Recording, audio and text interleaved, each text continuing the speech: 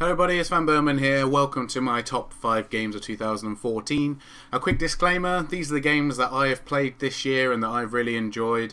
I am only on PC now, of course, so it is just going to be PC releases. So if there's any games you've really enjoyed on console and they're not here, I'm really sorry about that.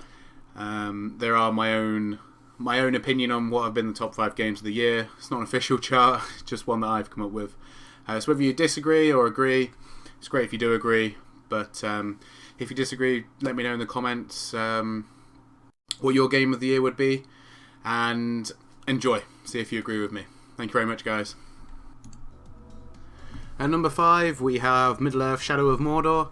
I was really sceptical about this game when it first came out. I know a lot of people were tremendously excited for it, but it looked a bit like Lord of the Rings in Assassin's Creed, in the Assassin's Creed universe.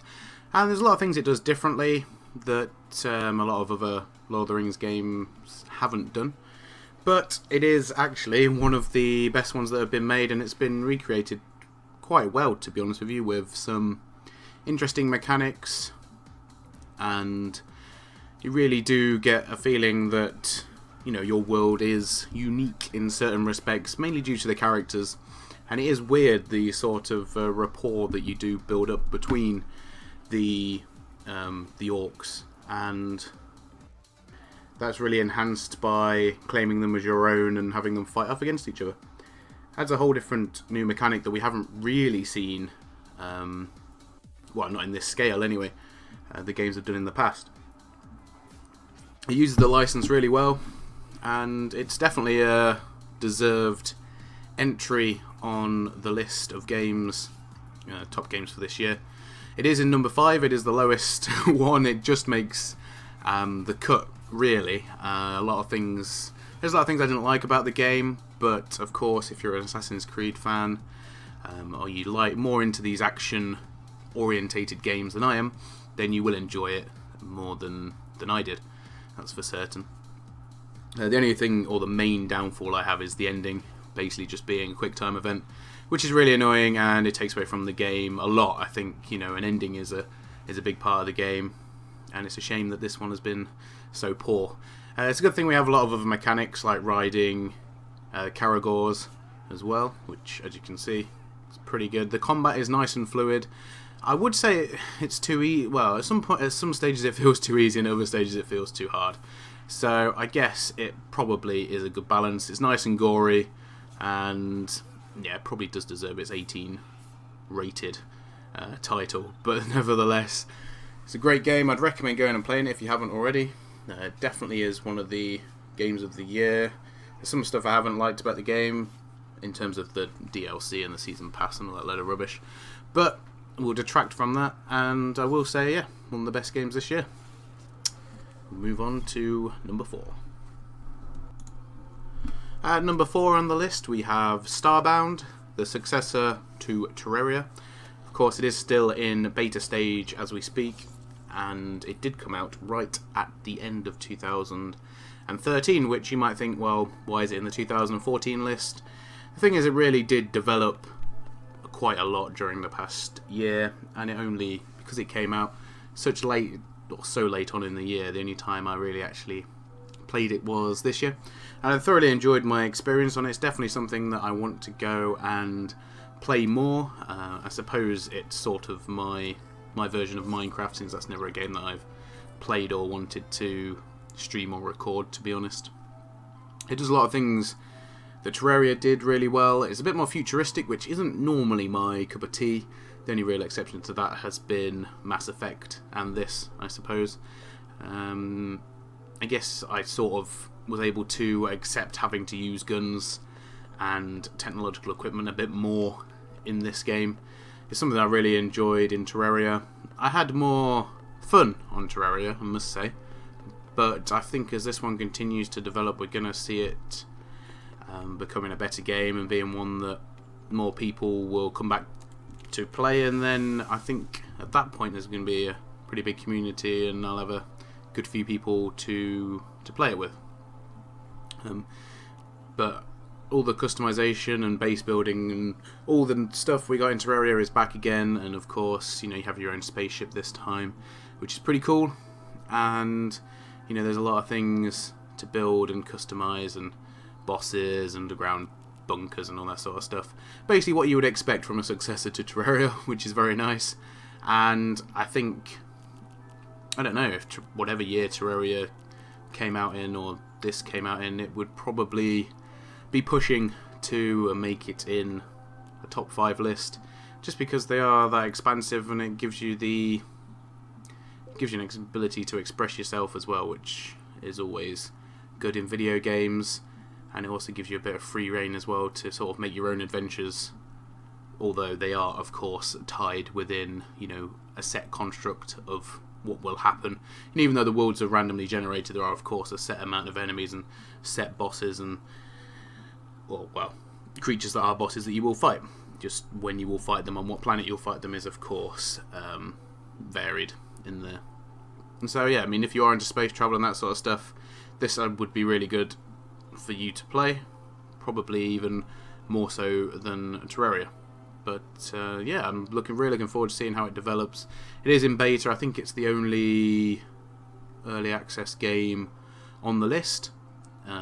It was pushing between this and Stomping Land, but I felt as though Starbound deserved it more than Stomping Land. Even though I had a really good experience on Stomping Land, I do think this has more potential. And I do think it will eventually be a game that I will have played more than Stomping Land, at any rate, in the coming years, or months, or however long. So it's well deserved on the list, or on my list anyway, I feel. And as I say, we'll see how it develops for the coming year. And hopefully it can rival Terraria in terms of its popularity and player base, but of course that remains to be seen.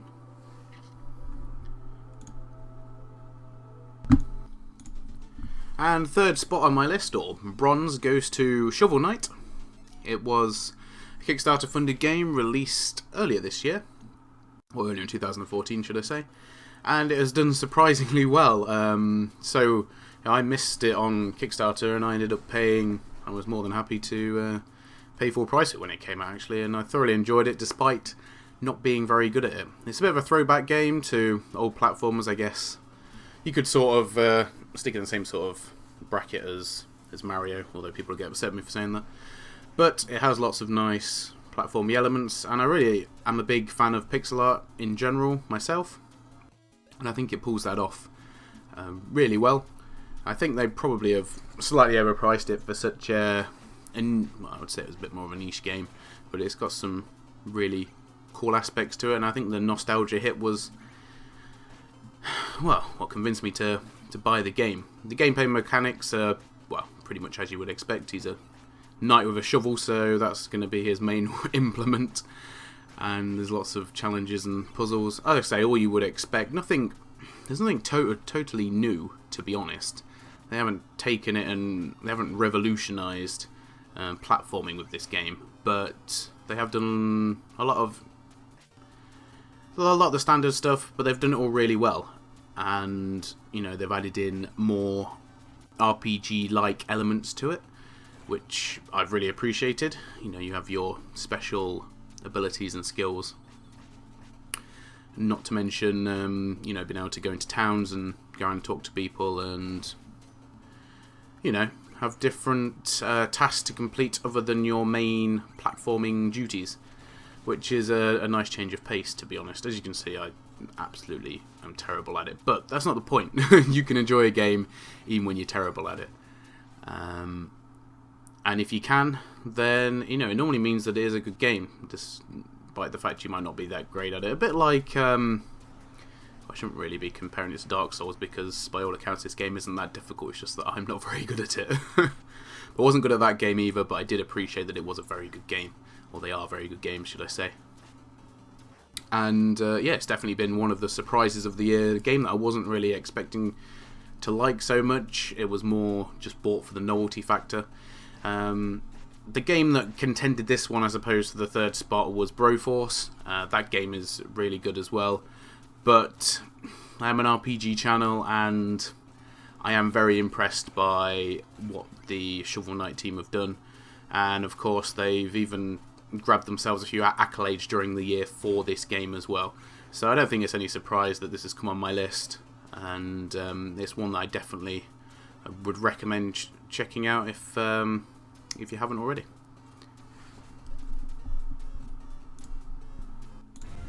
And second place goes to Child of Light. I'd love to say that it pushed the game in first place to being the winner, but unfortunately it didn't.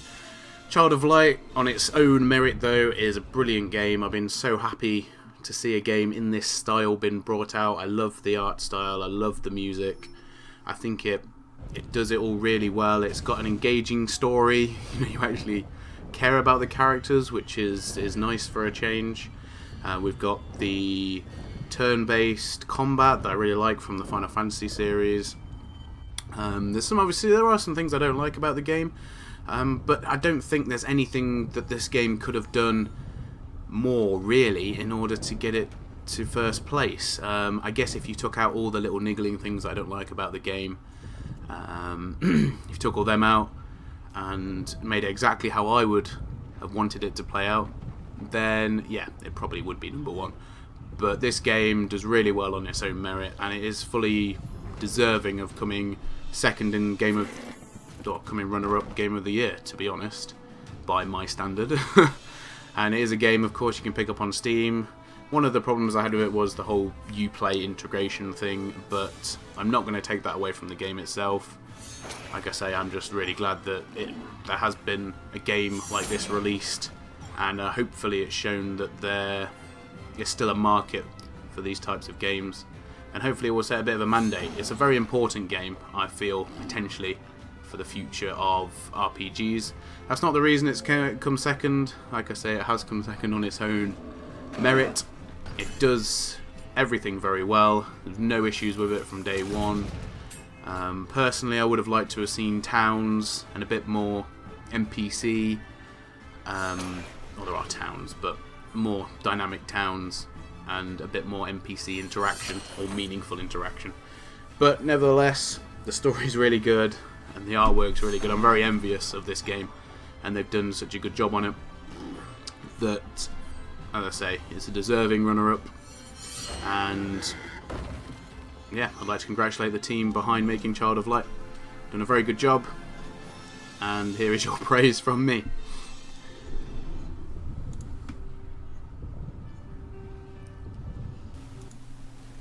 And unsurprisingly, number one on our list is Dragon Age Inquisition. Already been voted Game of the Year at the Game Awards 2014, I believe.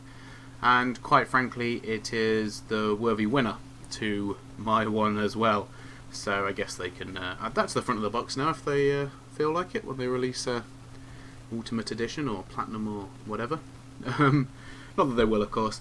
But no, I mean, Dragon Age had a lot to make up for from the second one. It was bad in many respects, and I have to say with this, they have written pretty much all of those wrongs. It's a close second to Dragon Age Origins, even from just what I've played so far. I was very sceptical in the first 6 or so hours. It is a game that you do have to stick with until you get past that, I'd say, that first major hurdle, and from then on the story really does take over, and you start to appreciate the nuances of the game a bit more.